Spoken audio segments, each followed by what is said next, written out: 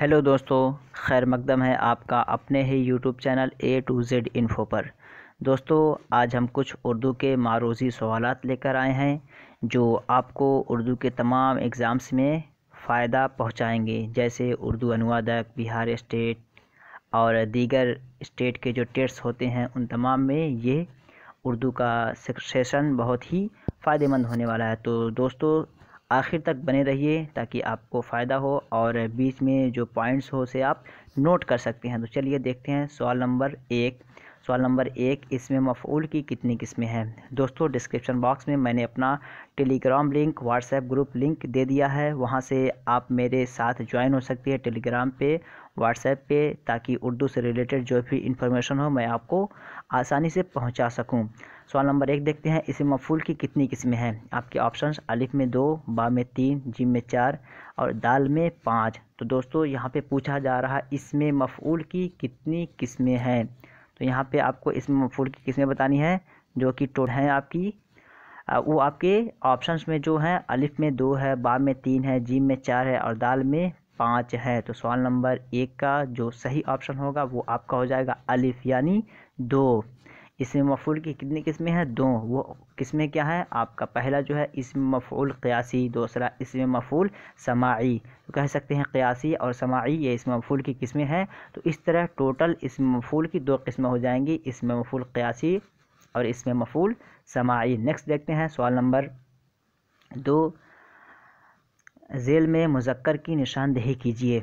दोस्तों, यहाँ पे मुज़क्कर के बारे में पूछा जा रहा है कि मुज़क्कर कौन सा है। इससे पहले भी मेरे बहुत सारे वीडियोज़ इस तरह के बने हुए हैं जिसमें मुअन्नस, मुज़क्कर, मुसग़्गर, मुकब्बर, मस्दर, मुश्तक़, जामिद, इस तरह के बहुत सारे वीडियोज़ हैं जिसमें मुख्तलिफ़ तरीके से मैंने वहाँ पे तफ़सील किया है। आप उन वीडियोज़ को देखिए ताकि आपको अच्छे तरीके से मुअन्नस, मुज़क्कर, मुसग़्गर, मुकब्बर, इन तमाम चीज़ों के बारे में अच्छे से आइडिया हो जाए। चलिए देखते हैं, ज़ेल में पूछ रहा है कि मुज़क्कर की निशानदेही कीजिए। आपके ऑप्शंस अलिफ में रोटी और बा में मुफ्ती और जीम में लड़की और दाल में क़ज़ा। तो दोस्तों, जैसा कि मैंने मुअन्नस मुज़क्कर के हवाले से बार बार यही बताया है कि अगर इस तरह के अल्फाज आए और आपसे पूछे जाएं कि मुअन्नस है या मुज़क्कर, तो आप उसे अपने जुमलों में इस्तेमाल कर लीजिए।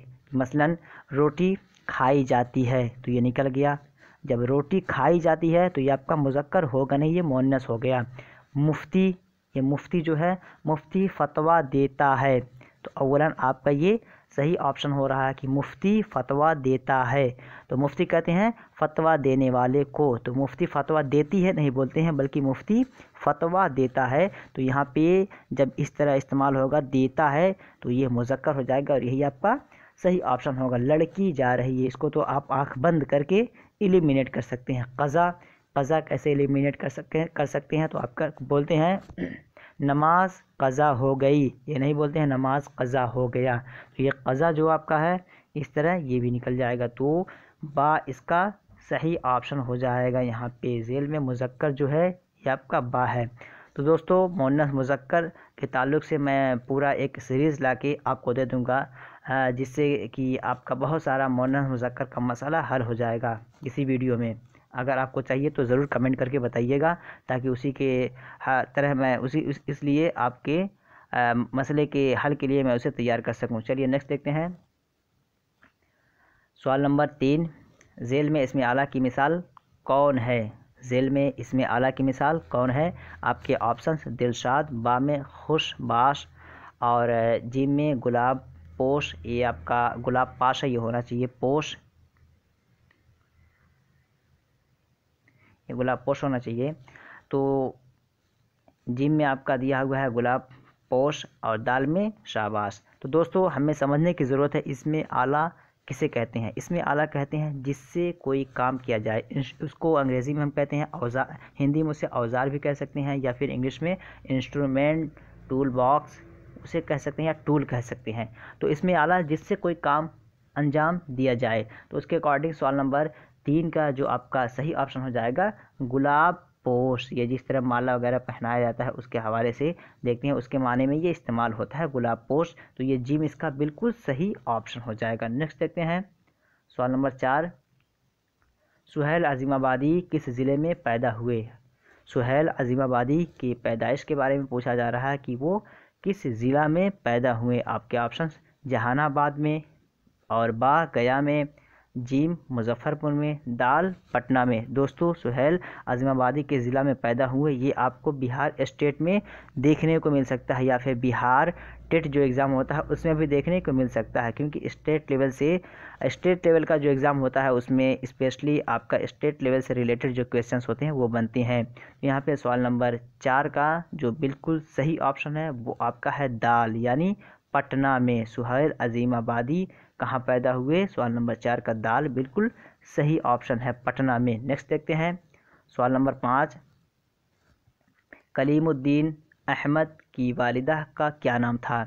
कलीमुद्दीन अहमद की वालिदा का क्या नाम था? ऑप्शंस आपके हैं, अलिफ में नफीसा खातून, बा में शगुफ्ता खातून, और जीम में शाइस्ता परवीन, दाल में अंजुम आरा। तो दोस्तों यहाँ क्या पूछा जा रहा है? कलीमुद्दीन अहमद की वालिदा का क्या नाम था? तो जिस तरह यहाँ पे ऑप्शंस दिए गए हैं, अगर उसमें देखते हैं तो अलिफ जो है बिल्कुल सही ऑप्शन हो जाएगा। दोस्तों कौन सा ऑप्शन सही होगा? अलिफ, यानी कलीमुद्दीन अहमद की वालिदा का क्या नाम था? नफीसा खातून। तो अलिफ इसका बिल्कुल सही ऑप्शन हो जाएगा। नेक्स्ट देखते हैं सवाल नंबर 6।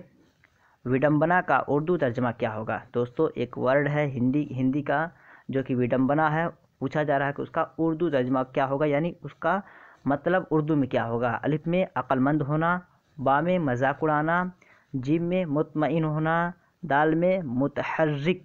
तो दोस्तों अगर आपको पता है सवाल नंबर 6 का जवाब तो आप बता सकते हैं और अपने जहन में टिक कर सकते हैं, अदरवाइज़ आप मेरे जवाब को सुन सकते हैं। तो विडंबना का उर्दू तर्जुमा होता है मजाक उड़ाना, तो बा इसका बिल्कुल सही ऑप्शन हो जाएगा। नेक्स्ट देखते हैं सवाल नंबर 8 देखते हैं, मुँह की खाना।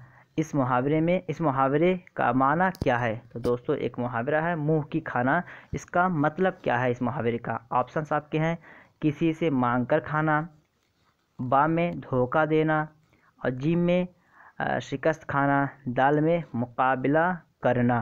तो सवाल नंबर 7 का जो आपका सही ऑप्शन होगा वो आपका होगा शिकस्त खाना। तो ये जीम इसका बिल्कुल सही ऑप्शन हो जाएगा। दोस्तों मुहावरा जो होता है वो ज़्यादातर हकीकी लफ्ज़ पे वो दाल नहीं होता है। किसी से मांग कर खाना जो हकीकत उसमें दिखता है वो माने में उस तरह इस्तेमाल नहीं होता है। मुँह की खाना, मुँह खाना, जिस तरह ऑप्शन ए में दिया हुआ किसी से मांग कर खाना, ये एक तरह का लफ्ज़ी माना मुराद लिया जा रहा है, लेकिन वहाँ पे लफ्ज़ी माना मुराद नहीं होता बल्कि मजाज का माना लिया जाता है, जो कि उसमें दिखता नहीं है बल्कि वह मुस्तमल होता है। तो जीम इसका बिल्कुल सही ऑप्शन हो जाएगा। नेक्स्ट देखते हैं सवाल नंबर 8। देर की जमा क्या होगी? अलिफ में दयार, बा में दौर, और जीम में अदवार, और दाल में अदियार। तो दोस्तों इसमें थोड़ा सा सस्पेंसन है मुझे, वैसे होना चाहिए अदवार, और अगर आपको इसके हवाले से पता हो तो आप कमेंट करके बता सकते हैं। नेक्स्ट देखते हैं सवाल नंबर 9। खुश्क की ज़िद क्या होगी? दोस्तों एक लफ्ज़ है खुश्क, उसकी ज़िद क्या होगी? ऑप्शंस आपके हैं, अलिफ में तर, और बा में सूखना, जीम में बारिश, दाल में पानी। तो सवाल नंबर 9 का जो सही ऑप्शन है वो आपका है तर। खुश्को तर इंसान अपने रोज़मर्रा ज़िंदगी में इस्तेमाल करता है। तो आसान तरीका है उर्दू क़वायद के हल के लिए, आप उसे अपने जुमले में इस्तेमाल कीजिए और ख़ुद ब खुद आपको सोचने की ज़रूरत नहीं है। अगर आप उर्दू बोलते हैं तो वो ख़ुद ब खुद उसकी हकीकत आपके ज़बान पे आ जाएगी। तो सवाल नंबर 9 में जो खुश की ज़िद होगी वो आपका होगा तर, यानी अलिफ इसका बिल्कुल सही ऑप्शन होगा। नेक्स्ट देखते हैं सवाल नंबर 10। सवाल नंबर 10 में कह रहा है रोज़ाना शाया होने वाले को क्या कहते हैं? रोज़ाना शाया होने वाले को क्या कहते हैं? ऑप्शंस, रोज़ाना आना, बा में रोज़नामा, जीम में माहाना, और दाल में सालाना। तो दोस्तों ये देखते हैं, माहाना जो कहते हैं महीने में एक बार निकले जिसको हम मंथली मैगज़ीन कहते हैं, और ये सालाना होता है जो कि पूरे साल में एक मरतबा निकलता है, और ये रोज़नामा होता है जो हर रोज़ निकले, यानी ये बा इसका बिल्कुल सही ऑप्शन हो जाएगा। ये बा इसका बिल्कुल सही ऑप्शन हो जाएगा। जिस तरह हमारे अखबार होते हैं वो हम रोज़ नामा उन्हें कहते हैं, इसलिए कि वो डेली निकलते हैं। और उर्दू के अखबार पे आप देखेंगे तो वहाँ पे आपको दिखेगा भी साफ साफ रोज़नामा लिखा रहता है। तो हम अपने रोज़मर्रा ज़िंदगी में जो करते हैं वो ही कभी कभी हमारे सामने आ जाते हैं, लेकिन हम नज़रअंदाज करके चलते हैं, जिसकी वजह से हम उन्हें समझ नहीं पाते हैं। बल्कि जो भी चीज़ें आपके सामने आएँ उनसे कुछ सीखने की कोशिश कीजिए, इसलिए कि माहौलियात वही होती हैं जो जो दिन ब दिन या हर रोज़ आपके रूबरू होके गुजरते रहते हैं। तो दोस्तों, ये वीडियो आपको अच्छी लगी हो तो कमेंट करके ज़रूर बताइए, लाइक कीजिए, दोस्तों को शेयर कीजिए, और अगर पहली बार देख रहे हैं मेरे इस चैनल को तो सब्सक्राइब कर लीजिए, बेल आइकॉन को ज़रूर दबा दीजिए, और डिस्क्रिप्शन में दिए गए लिंक से ज्वाइन हो जाइए ताकि आपको सारा इन्फॉर्मेशन मिलता रहे। चलिए फिर मिलते हैं नेक्स्ट वीडियो में, तब तक के लिए हैव अ नाइस डे।